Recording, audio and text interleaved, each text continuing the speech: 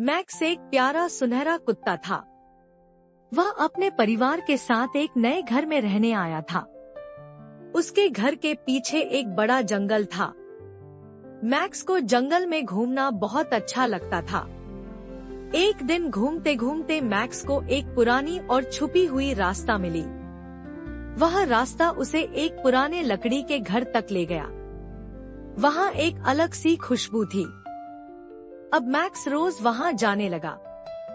वह केबिन अब उसे डरावना नहीं लगता था।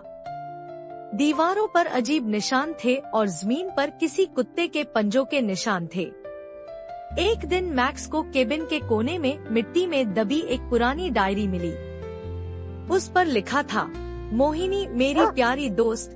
मैक्स बहुत खुश हुआ और जोर से भौंकने लगा। उसका दोस्त अर्जुन, जो सिर्फ 8 साल का था, उसका पीछा करता हुआ वहाँ पहुँच गया। अर्जुन ने डायरी खोली और पढ़ने लगा। वह डायरी एक बूढ़े आदमी हरीश की थी। वह पहले उसी केबिन में अकेला रहता था। उसकी सबसे अच्छी दोस्त एक कुतिया थी, मोहिनी। वह बहुत समझदार और बहादुर थी। डायरी में लिखा था, आज मोहिनी ने मुझे बचाया। जंगल में भालू आ गया था, लेकिन मोहिनी ने भौंककर मुझे सावधान किया। अर्जुन और मैक्स हर दिन डायरी पढ़ते थे। एक दिन डायरी में लिखा था, कुछ लोग केबिन छीनना चाहते हैं।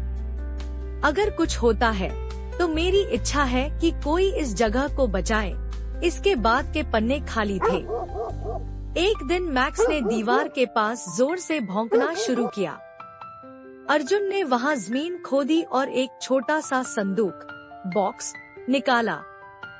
उसमें नक्शा, सिक्के और एक फोटो थी, हरीश और मोहिनी की। फोटो देखकर अर्जुन चौंक गया। मोहिनी बिल्कुल मैक्स जैसी लग रही थी। संदूक के नीचे एक तांबे का लॉकेट मिला। उस पर लिखा था, हमेशा साथ, हमेशा रक्षक। जैसे ही अर्जुन ने लॉकेट हाथ में लिया, हवा तेज चलने लगी और सब कुछ शांत हो गया। मैक्स शांत होकर बैठ गया, जैसे उसे सब समझ आ गया हो। अर्जुन को पता चला कि एक कंपनी उस जंगल को खरीदकर वहां होटल बनाना चाहती है। लेकिन ये तो हरीश की जगह थी, जिसे बचाना जरूरी था।